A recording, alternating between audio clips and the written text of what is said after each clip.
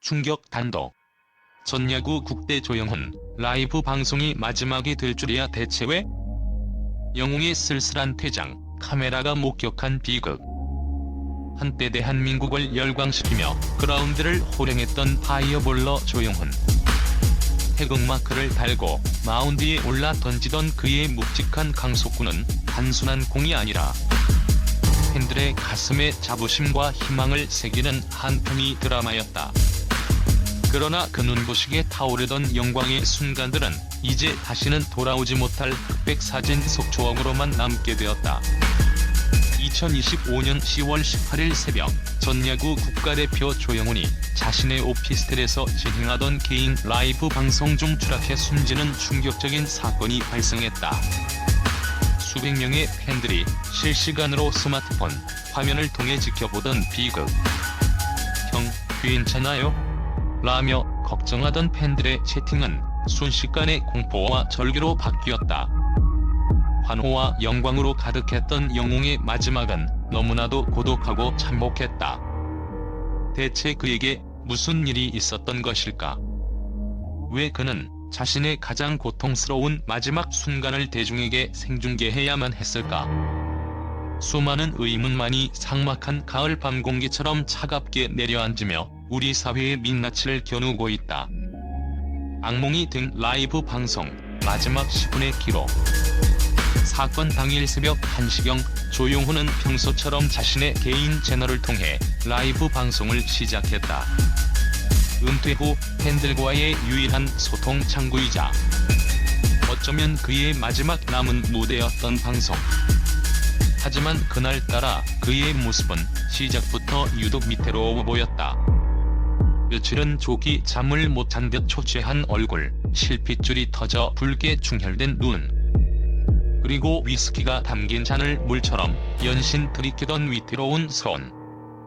팬들은 "형님, 술 너무 많이 드시지 마세요. 무슨 일 있어요?" 라며 댓글을 통해 걱정의 메시지를 쏟아냈지만 그는 "괜찮다. 그냥 오늘은 좀 마시고 싶어서라는 말만 힘없이 되풀이할 뿐이었다." 방송은 위태로운 독백처럼 이어졌다. 그는 과거 일본과의 경기에서 4번 타자를 삼진으로 돌려세웠던 영광의 순간을 회상하다가도 은퇴 후 운영하던 치킨집이 망했던 경험, 해설위원 자리에서 밀려났던 좌절감 등 현재의 삶이 얼마나 힘겨운지에 대해 두서없이 토로했다. 마운드에 있을 때가 제일 행복했는데 관중들의 함성이 사라지니 세상이 너무 조용하더라. 그 정적이 사람을 미치게 만들어. 이제 사람들은 나를 기억도 못해라며 내뱉은 그의 환탄은 화면 너머 팬들의 가슴을 아프게 파고들었다. 그리고 악몽의 순간은 예고 없이 찾아왔다. 방송 시작 약 50분 후 그는 말없이 자리에서 일어나 휘청이며 창가로 향했다. 팬들은 그가 잠시 바람을 쐬려는 것이라 생각했다. 하지만 그는 위태롭게 창문 난간에 걸터앉았다. 그 순간 평온하던 채팅창은 경악과 비명으로 가득 찼다. "형, 안 돼요. 지금 뭐 하는 거예요? 위험해요. 당장 내려와요. 누가 이 사람 주소아시는 분? 제발 경찰에 신고 좀 해주세요." 팬들의 절규가 빗발쳤지만 그는 도시의 야경을 등진 채 허공을 응시하며 알 수 없는 미소만 지을 뿐이었다. 그리고 잠시 후 "다들 고마웠어요.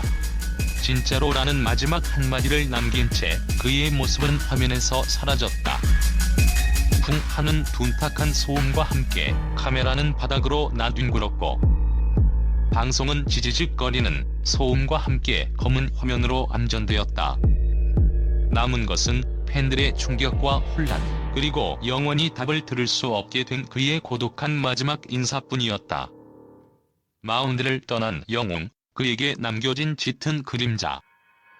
조용훈은 2000년대 후반 대한민국을 대표하는 우완, 정통파 투수였다. 150kmh를 넘나드는 불꽃 같은 강속구와 홈플레이트 앞에서 날카롭게 꺾이는 슬라이더는 타자들에게 공포의 대상이었다. 특히 2008년 국제대회에서 보여준 그의 역투는 온 국민을 열광시켰다. 하지만 그 화려한 영광의 이면에는 시한폭탄 같은 짙은 그림자가 드리워져 있었다. 혹사에 가까운 등판으로 그의 어깨는 서서히 망가져갔고, 결국 그는 30대 중반이라는 투수로서는 너무나 이른 나이의 아쉬움과 눈물 속에 은퇴를 선언해야만 했다. 은퇴 후 그의 인생 이막은 순탄치 않았다. 야구 해설위원으로 잠시 활동했지만 현역 시절의 카리스마와 달리 어눌한 말투는 대중의 호응을 얻지 못했고 금세 자리를 잃었다.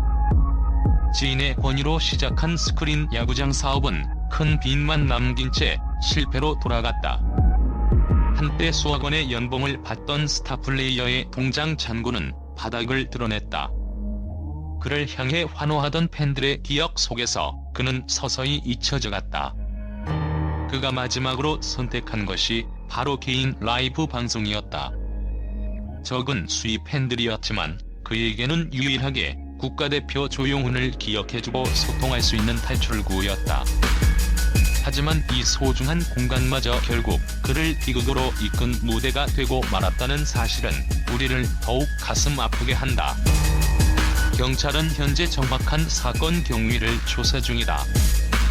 현장에서 유서는 발견되지 않았지만 외부 침입 흔적이 없어 타살 혐의점은 없는 것으로 보고 극단적 선택에 무게를 두고 있다.